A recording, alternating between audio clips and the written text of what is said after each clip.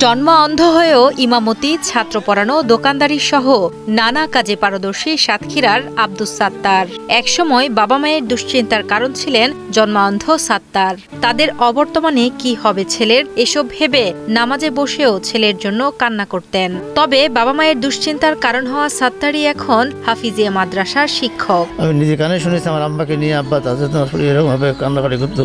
তার জন্ম থেকে জন্মন্ধ দুই চোখ, কিন্তু সেই জন্মন্ধ অবস্থায় আমরা বাড়ির লোক এবং তার পিতামাতা খুব পেরেশানিতে ছিল যে অন্ধ এই ছেলে নিয়ে আমার কি অবস্থা হবে। আল্লাহ পাক তাকে সেই কোরআনের হেফজ হাফেজ করেন। সাতক্ষীরার শ্যামনগর উপজেলার বাসিন্দা আব্দুস সাত্তার জন্ম অন্ধ হলেও অন্যের মুখে শুনে শুনেই ৩০ পারা কোরআন মুখস্থ করেছেন এবং স্থানীয় একটি মাদ্রাসা থেকে হিফজও সম্পন্ন করেছেন। পড়ালেখা শেষ করে তিনি একটি ছোট মুদি দোকান দেন, পাশাপাশি স্থানীয় একটি মসজিদে ইমামতির দায়িত্ব পালন করেন। বেশ কিছুদিন দোকানদারি করার পর মাদ্রাসায় শিক্ষকতার সুযোগ পান।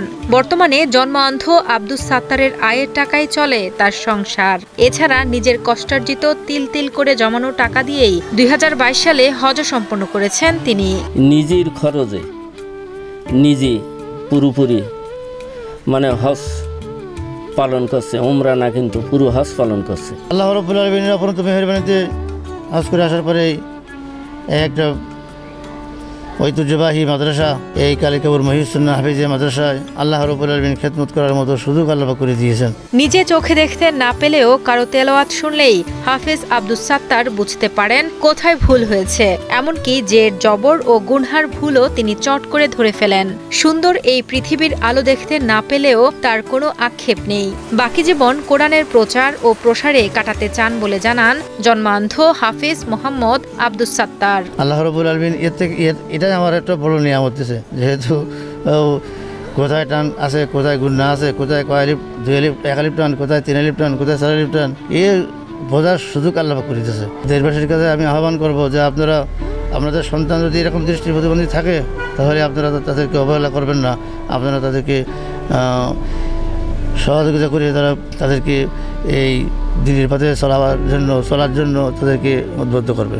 অন্ধ হলেও পড়াতে কিংবা চলাফেরা করতে কোনো অসুবিধা হয় না তার। সুস্থ মানুষের মতোই সব কাজ করতে পারেন তিনি।